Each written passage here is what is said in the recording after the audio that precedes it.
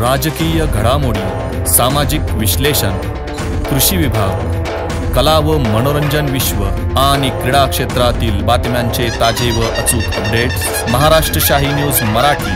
बातमी मागची बातमी, शोध सत्याचा. रस्त्याच्या कडेला तिकडे एक 10-12 गाड्याची म्हणजे काय आर्मी साधे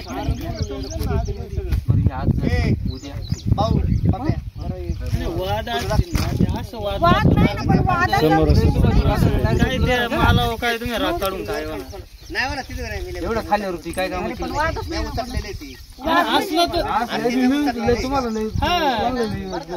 असं तुमच्या विषयी ते समोर यायचं ना. आमचं काम बरं ना, आम्ही बोल कोणामध्ये जाणं नाही येणं नाही आमच्याकडे राहायचंय ना. ही आरणी डोक्यात एवढंच आहे, पुढं चालायला याला माझं एवढंच युरिया टाकणाऱ्याच्या डोक्यात दुसरं काही 2-2 रुपये गोळा करून याला खर्च करायचा. याला झालं 2-3 लाख रुपये खर्च आहे. 3 लाख रुपये खर्च आहे याला. काय का मजुरी खर्च औषध 3 लाख रुपये. बरं पोरांचं शिक्षण चालू आहे का? विशेष जेव्हा चालू आहे ना. अरे काढून ते घेऊ दे तेवढा. तुम्ही ना आता ते काढण्यापेक्षा दुसरी आरण बघणे एवढंच. कारण हे ना काही हालत राहिलं ना ते खाली सगळ्यात काय नियोजन लाव. हे कारण नाही पाहिजे पुढे आहे का माणसं आता नका पावसाचं वातावरण झालं मग काय 8 वाजता माणसं ट्रॅक्टरला ट्रॅक्टर लावू. ट्रॅक्टर लावते ना. ट्रॅक्टर नाही सुट्टाच नाही. नाही तुझं गेलं परत बरं नाही गोण्यात भरावं लागेल. डायरेक्ट ते जाऊन परत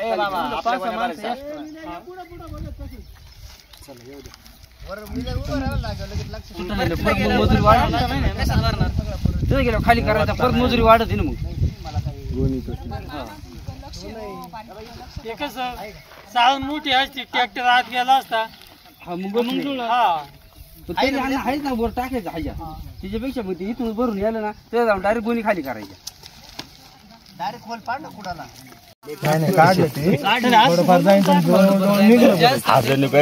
टोपल्यात हात घालतो आपण. यास झाकून ठेवणं अवघड आहे. त्याचा जिथं ज्या भागात राहिलाय त्या भागातला कमीत कमी 4 दिवसांनी पाणी वाहणारच नाही ना. कारण आहे करण्यापेक्षा मी म्हणतो 300-350 जागी नेलेलं परवडेल ना. याचा अंदाज तुम्ही कसा घेणार आता? वातावरण जर पावसाचा नाही गागरे साहेब आता अंदाज बांध नाव कुठे ना. आता यांनी एका गाड्यात काढलं पण हे किती खोलीवर गेले आणि किती वर याचा अंदाज आला पाहिजे ना. ती आरण आता दुसरीकडे परत निवडून दुसरीकडे टाकणे एवढाच पर्याय. नाही ते नुकसान होणार. परत 15 दिवसांनी म्हणणार आम्हाला काय माहिती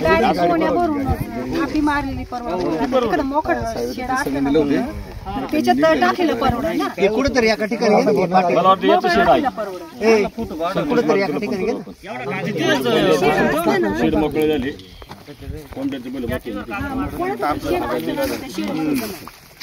काय घटना घडली नेमकी? काल आम्ही सकाळी इथं आलो होतो. तर आर्मीचा कागद आम्हाला बदलायचा होता म्हणून आम्ही आलो. कागद बदलता इथं 8 नंबरच्या गाड्यात आम्हाला युरिया दिसला.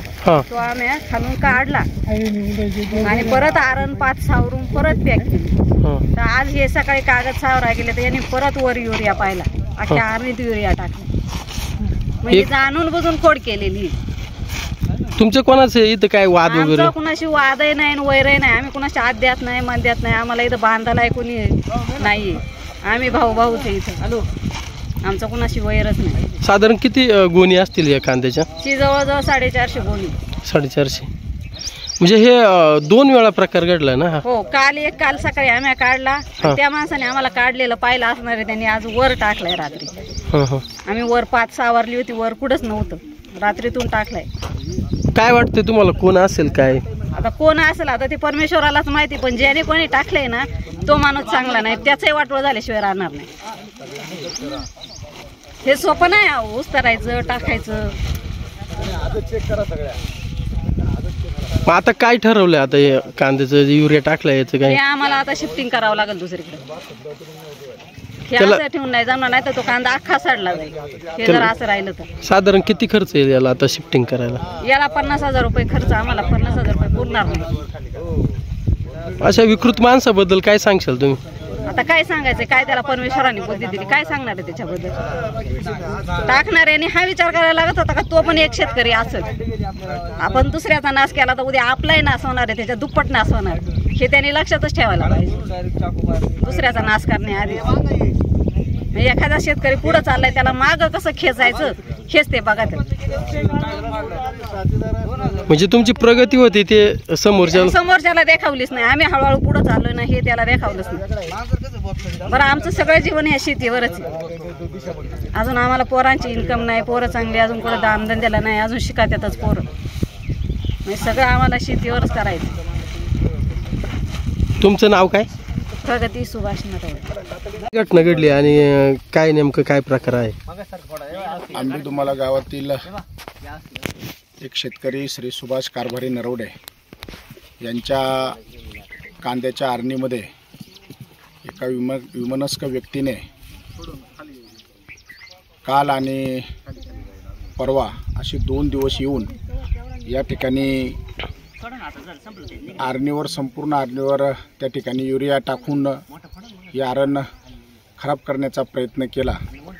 परंतु शेतकऱ्याच्या सावधवृत्तीमुळं हे शेतकऱ्याच्या तत्काळ लक्षात आलं आणि शेतकऱ्यांनी आज या ठिकाणी संपूर्ण आरण बाजूला करण्याचा प्रयत्न त्यांनी आता चालवलेला आहे. परंतु मला वाटतं अशी घृणास्पद घटना करणाऱ्या व्यक्तीला त्याच्या मनोमन काही भावना असतील, परंतु मला हे सांगायचं आहे की शेतकरी जे काही कष्ट करतो प्रामाणिकपणाने, आज आंबेदुमाला गाव असेल किंवा या पठार भागातील काही शेतकरी असतील, यांचं संपूर्ण जीवन हे आर्थिक कांद्यावर अवलंबून असतं. आणि जर आपण अशा प्रकारची घटना करत असेल, काही राग असेल, काही इतर काही गोष्टी असतील, परंतु आपण त्या समोरासमोर येऊन किंवा इतरांच्या माध्यमातून त्या ठिकाणी आपण हे करायचं. परंतु अशा प्रकारची दुर्दैवी घटना आपण करू नये. आज इथं एक अशा प्रकारची बराखी आहे, परंतु इतरही शेतकऱ्यांना आता ही दहशत बसणार आहे. मग जे एवढ्या पाण्या पावसातून किंवा सगळ्या याच्यातून वातावरणातून कांदा वाचवायचा, बराखीमध्ये ठेवायचा आणि त्यानंतर हा कांदा जर असं कुणी येऊन त्याला खराब करण्याचा प्रयत्न करत असेल तर बाकी शेतकऱ्यांनी रात्रीची झोप कशी घ्यायची? म्हणजे प्रचंड तणावाखाली या परिसरातील सगळी आता मंडळी या ठिकाणी राहणार आहेत. कारण करून गेल्यानंतर ही घटना लक्षात आली योगायोगानं, परंतु लक्षात आली नाही तर संपूर्ण आज 700-800 पिशवी म्हणजे जवळजवळ 10-12 लाख रुपयाचा हा कांदा जर खराब झाला तर शेतकऱ्यांनी घेतलेलं कर्ज किंवा शेतकऱ्यांनी पुढचं केलेलं नियोजन हे कशा पद्धतीनं शेतकऱ्यांनी चालवायचं? तेव्हा करणाऱ्या व्यक्तीला या माध्यमातून मला एवढंच सांगायचं आहे की अशा प्रकारचं अगदी खालच्या पातळीवर जाऊन आपण शेतकऱ्यांना त्रास देऊ नये, एवढंच या निमित्ताने मी सांगतो. ही झालेली घटना आम्ही सगळे मनावर घेणार आहोत आणि गावामध्ये तशा प्रकारची मीटिंग घेऊन पोलीस स्टेशनलाही सांगून अगदी शेतकऱ्यांचं म्हणणं आहे की या ठिकाणी श्वान पथक आलं पाहिजे आणि याचा छडा लागला पाहिजे.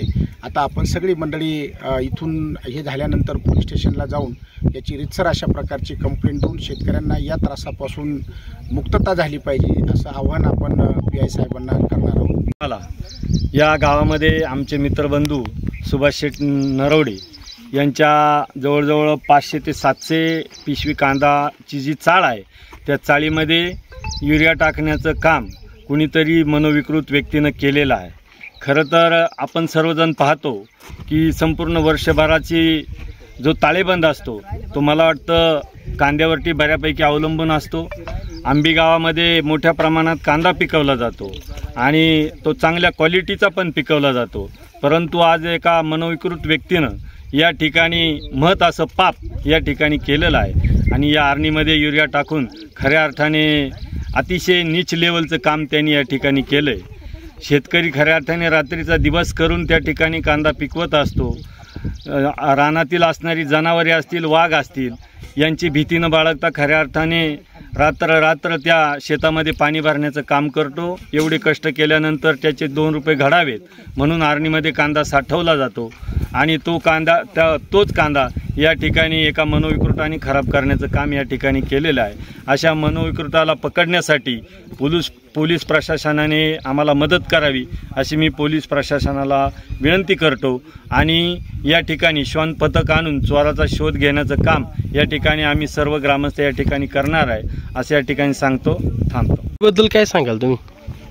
आमच्या आंबेदोमाला गावामध्ये सुभाष नरोडे तसं सामाजिक क्षेत्रामध्ये काम करणारं व्यक्तिमत्व, त्यांची तसं पाहिलं तर कुणाची दुश्मनी नाही, परंतु ह्या थराला जाऊन शेतीमध्ये जे कष्ट आहेत ते आम्ही स्वतःही पण शेतकरी असल्यामुळं माहिती आहेत। डोळ्यात त्यांच्या पत्नी असतील, आज परपंचावरती खऱ्या अर्थानं वर्षाचा उदरनिर्वाह या कांद्यावरती चालतो आणि हे करूच नाही। कोणी शेतकरी असेल तर तो नक्कीच करणार नाही, परंतु या ठिकाणी सरपंच बोट्यातूनही आमचे मित्र मंडळी या ठिकाणी उपस्थित आहेत। नक्कीच पोलीस प्रशासनाने याच्यात कारवाई करावी, शोध घ्यावा यांचा, नक्कीच यांना शिक्षा झाली पाहिजे अशी भावना व्यक्त करतो।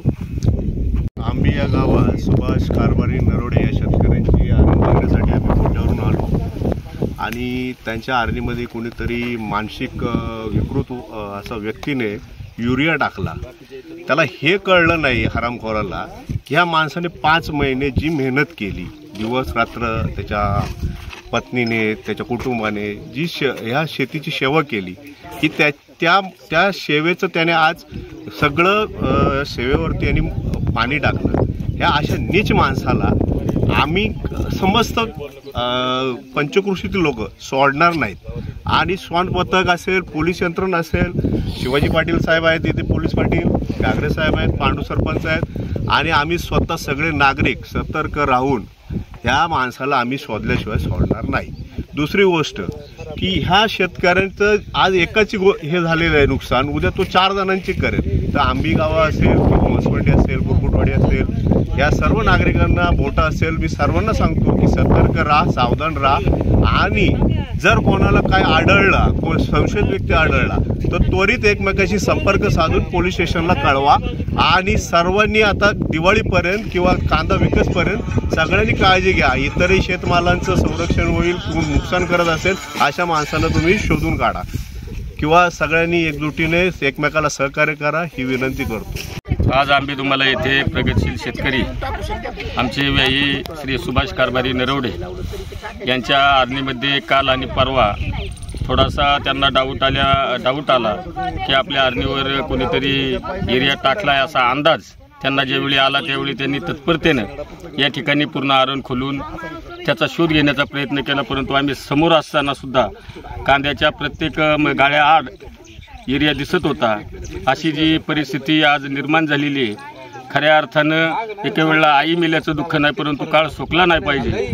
अशी जी काही नराधम असतील यांना पोलीस प्रशासनानं शोधून यांच्यावर कठोरातली कठोर कारवाई करावी, जेणेकरून वर्षभराच्या या पिकांवर मुलाबाळांचं शिक्षण असेल, मुलींची लग्न असतील, मुलांची लग्न असतील, सर्व संसार यावर अवलंबून असतो। अशा कांदा पिकाचं जर हे नराधम अशा पद्धतीने नुकसान करणार असतील तर खऱ्या अर्थानं पोलीस प्रशासनाला माझी विनंती राहील की या अशा नराधमांना आपण सापडवण्याचा प्रयत्न करून शेतकऱ्यांना न्याय मिळवून द्यावा हीच अपेक्षा बाळगतो आणि पोलीस प्रशासनाला पुनश्च एकदा विनंती करतो की अशी माणसं जी विकृत मार्गाची माणसं आहेत यांना आपण खऱ्या अर्थानं सापडणं काळाची गरज आहे। आंबेगावचे सरपंच माननीय जालिंदर शेठ गागरे यांना आम्ही एक विनंती केलेली आहे की आपण CCTV कॅमेऱ्याच्या माध्यमातून ज्या ठिकाणी जे रस्ते आहेत त्याचे उपरस्ते आहेत त्या ठिकाणी CCTV कॅमेरे बसवावेत आणि या नराधमांचा शोध घ्यावा अशी मी सरपंच साहेबांना विनंती करतो, प्रशासनाला विनंती करतो। महाराष्ट्र शाही न्यूज मराठी, बातमी मागची बातमी,